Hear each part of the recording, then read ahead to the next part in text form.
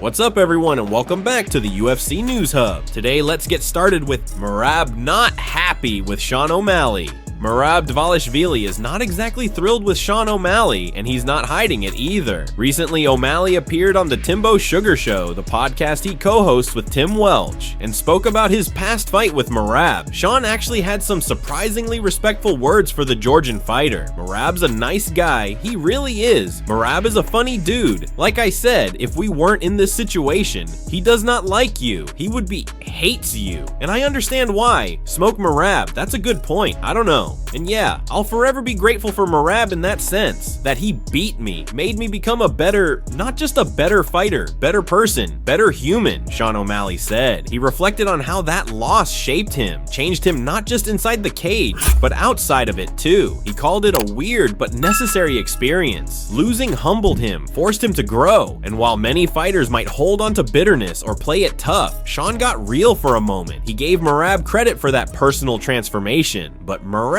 he wasn't having it. After seeing the clip floating around online, Merab fired back on social media with a sharp and sarcastic response. "Cut it out, go back to talking. I need to be mad about you again," Merab Dvalishvili said. That line alone tells you exactly where his head's at. He doesn't want to hear praise. He doesn't want mutual respect. He wants that fire, that edge, especially with the two set to run it back at UFC 316.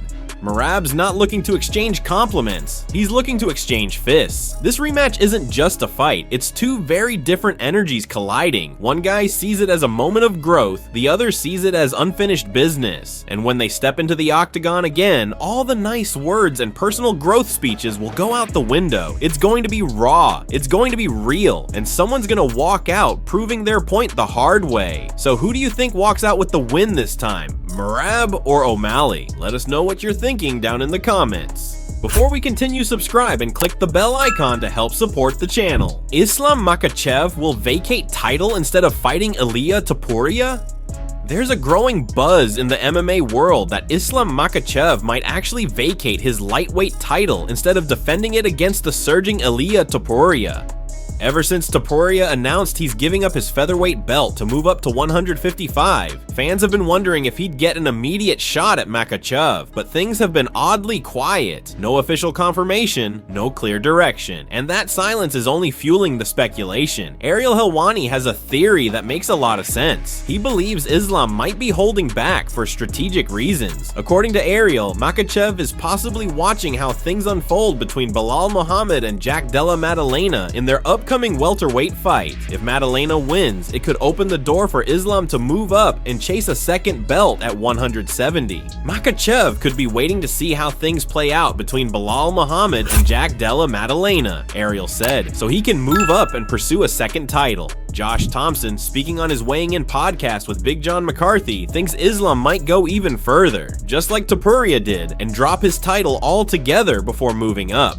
I wouldn't be surprised if he vacates and lets Arman Tsarukyan and Ilia Topuria fight, Josh said. I wouldn't be surprised if Islam bounces and goes to 170. He just doesn't want to be with that stigma anymore. And let's say, God forbid, he does lose, then it's over. He lost his chance to go to the top at 170. That idea hits hard. Islam has already achieved a lot at lightweight, and if his goal is legacy, he might see more value in chasing history rather than risking his current position. A loss at lightweight could damage his momentum before a welterweight move, something no champion wants to deal with. Then there's Henry Cejudo, who added a whole different twist. In an interview with MMA Junkie, Cejudo said the real decision maker might not even be Islam. It could be Khabib Nurmagomedov. I remember talking to Khabib, Cejudo said, and Khabib said it's not fair for Ilia to skip the line and go after the title shot with Islam, because that's all Islam's been doing. He gave Volkanovski a couple of title shots where he's gone up, so I don't even think it's gonna be Islam's choice. I think Khabib is gonna step in and be like, he needs to fight the #1 contender.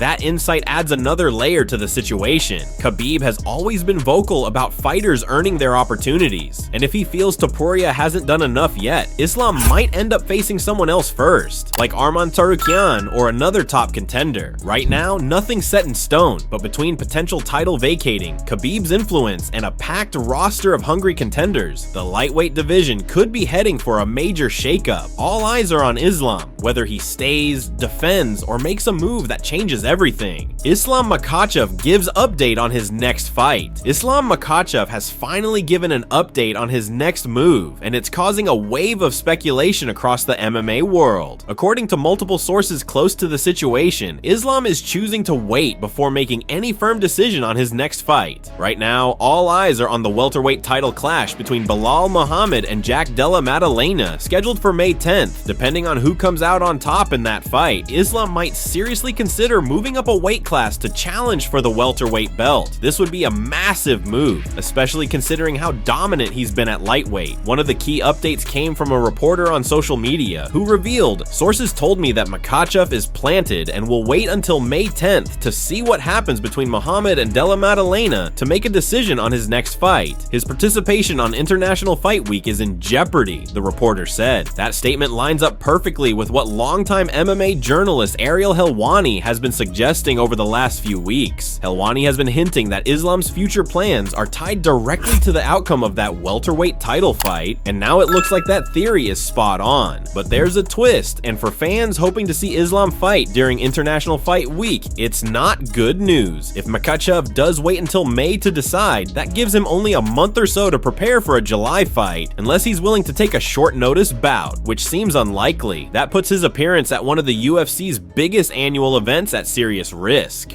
Now, if Belal Muhammad wins and keeps the belt, things get even more complicated. Who does Islam fight next? There's been a lot of buzz recently, with names flying around left and right. Michael Bisping said it's going to be Justin Gaethje next, and he's not the only one leaning in that direction. Daniel Cormier also echoed it's going to be Justin Gaethje next, supporting the idea that Gaethje may be the front runner for a title shot. But let's not forget, Arman Tsarukyan is currently the #1 contender in the lightweight division. He's been on a tear and already has a history with Islam. Their first fight was an absolute war, and many fans would love to see a rematch. And then there's Charles Oliveira, sitting at #2 in the rankings, who's been loudly calling for another crack at the belt. He believes he's earned it, and he's not staying quiet about it either. And to stir the pot even more, Ilia Topuria is also throwing his name into the mix. "I was promised a title shot by Dana White," Topuria claimed, adding another layer to the already tangled web that is the UFC lightweight division. If that's true, it's going to be tough for the UFC to keep him waiting for long without delivering on that promise. So with Islam Makhachev playing the waiting game, the entire division is in a bit of a holding pattern. Will he stay at lightweight or move up to welterweight? Will the UFC make a surprising matchup announcement soon? Or will everything remain on pause until that crucial May 10th showdown?